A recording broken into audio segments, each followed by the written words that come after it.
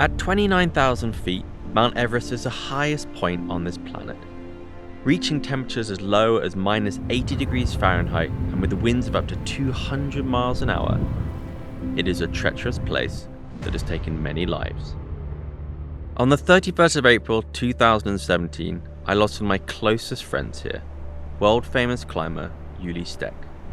He fell on a mountain next to Everest preparing for one of his biggest climbs yet, something that had never been done before.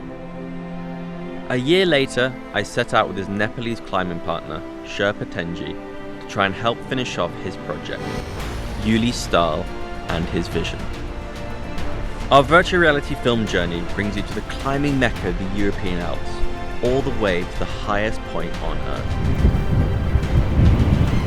Whilst Tenjia has already climbed Everest without bottled oxygen before, there is no guarantee that he can do it again.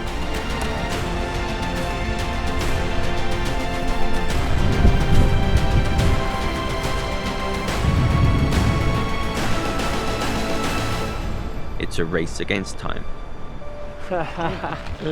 Well done.